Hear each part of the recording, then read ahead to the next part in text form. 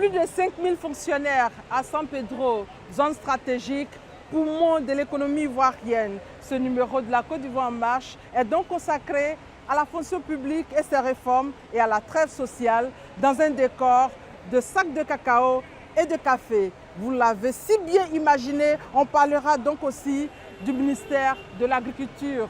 Bienvenue à tous dans la Côte d'Ivoire en marche vers son développement.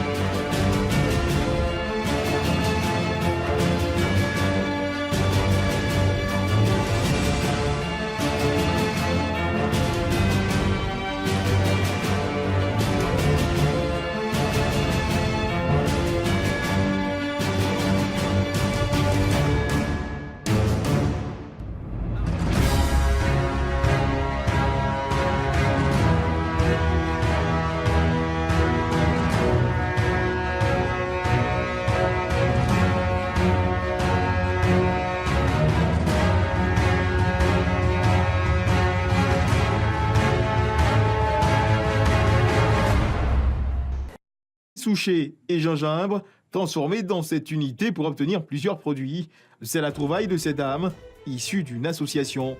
Nous avons pensé qu'il était important que nos mamans qui sont de l'autre côté, qui sont dans les champs, qui produisent et qui n'arrivent pas quelquefois à écouler leurs produits, et nous-mêmes qui sommes dans la dynamique du genre, dans la dynamique de l'entrepreneuriat féminin, nous avons pensé qu'il était nécessaire que nous fassions une chaîne de valeur depuis les productrices, depuis les champs jusqu'à la commercialisation. Vous ne pouvez pas être dans la transformation sans formation.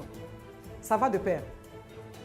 Donc nous avons participé à des séminaires, à des formations pour que d'abord nous sachions ce que nous faisons et dans quelles conditions nous devions le faire.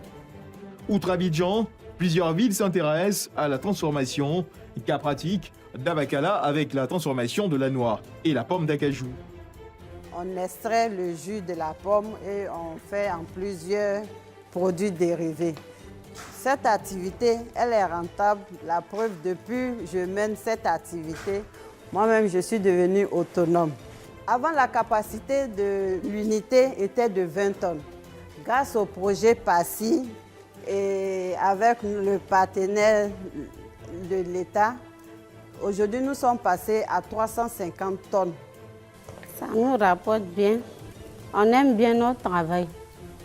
Ça nous permet de subvenir à nos petits besoins, d'aider nos maris aussi à s'occuper des enfants, de les scolariser et tout. Un processus dans lequel est inscrit en pole position les agriculteurs eux-mêmes. Voici une des fiertés des planteurs d'acajou de Korogo.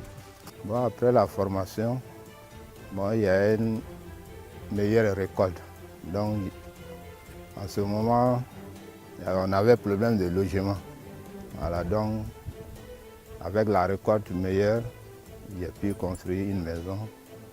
Ces bons points sont à mettre à l'actif du ministère de l'Agriculture qui, à travers la NADER, oriente les planteurs pour de meilleures cultures. Famiacro, à 25 km de Pricro, un exemple de partenariat public-privé réussi dans la mise en œuvre du PENIA. Le ministère de l'Agriculture et la compagnie véhicole de Pricro optent pour le projet intégré des véhicultures et cultures vivrières, avec pour objectif assurer la sécurité alimentaire. Ce projet a permis d'améliorer les conditions de vie des populations, plus de 800 emplois créés, reposant sur une grille salariale de 550 millions. Outre l'emploi de nombreuses infrastructures sociales réalisées depuis 2013, le reprofilage de 110 km de routes, la construction de dispensaires et d'écoles primaires, l'électrification de plusieurs villages.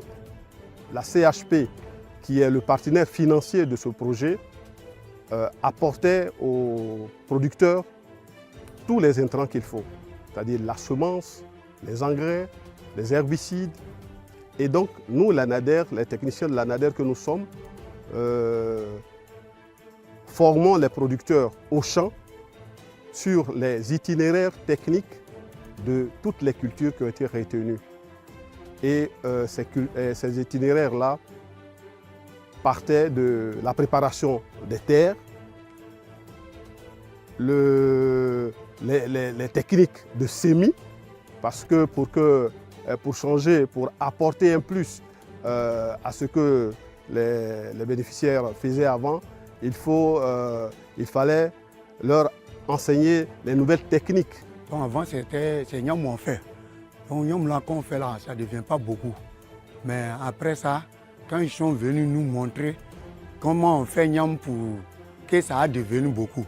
Donc on a appris ça pour faire. Et puis on a eu beaucoup. Mais on a eu 342 kilos. Donc on a vendu ça encore pour compléter dessus. C'est là qu'il a commencé à couper, il a commencé à faire ma maison. Donc j'ai fait un peu jusqu'à aujourd'hui là. Voilà ma maison.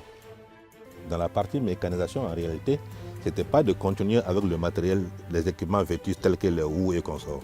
Mais progressivement, on a commencé à donner des houes industrielles, mais très vite, nous sommes passés au tracteur.